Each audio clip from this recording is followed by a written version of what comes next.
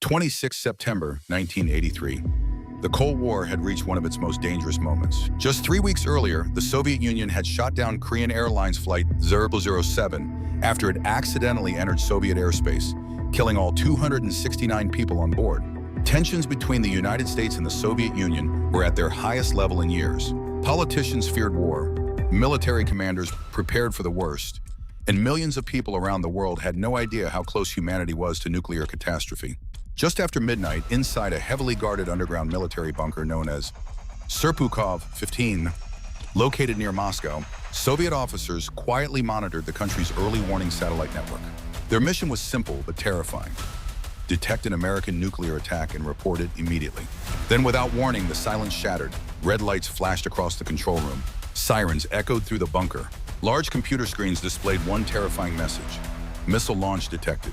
According to the Soviet satellite system, an American intercontinental ballistic missile had just been launched toward the Soviet Union. The officer responsible for making the decision that night was Lieutenant Colonel Stanislav Petrov. Military protocol was clear.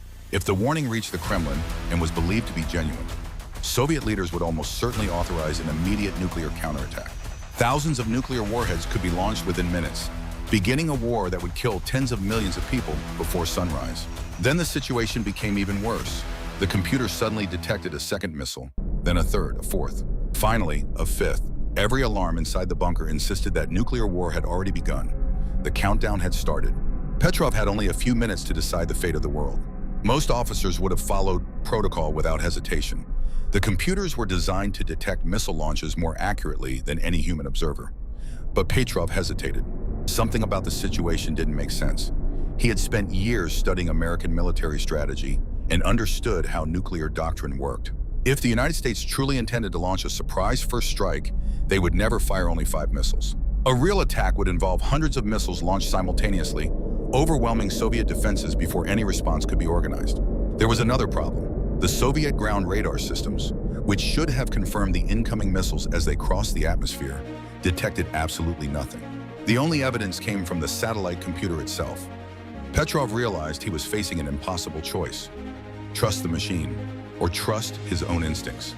If he ignored a real attack, millions of Soviet citizens could die, and history would remember him as the man who failed to defend his country. But if he reported a false warning, the Soviet Union might launch a massive nuclear retaliation against the United States, triggering World War III and possibly ending human civilization. The weight of that decision rested entirely on one man. With only minutes remaining, Petrov reached for the secure military telephone. Instead of reporting an American nuclear strike, he calmly told his superiors that the warning was a false alarm and that the satellite system had malfunctioned. Then everyone waited. 1 minute passed, then another. Every second felt like an eternity. The officers stared silently at the radar screens, expecting the first nuclear explosions at any moment. But the expected impact time came, and nothing happened. No missiles, no explosions, no nuclear war. The warning had been completely false. Months later, investigators discovered the extraordinary cause of the error. Under an extremely rare combination of orbital positioning, sunlight reflected off high-altitude clouds directly above North America. The Soviet satellites mistakenly interpreted those bright reflections as the intense heat signatures of ballistic missiles launching from American missile silos.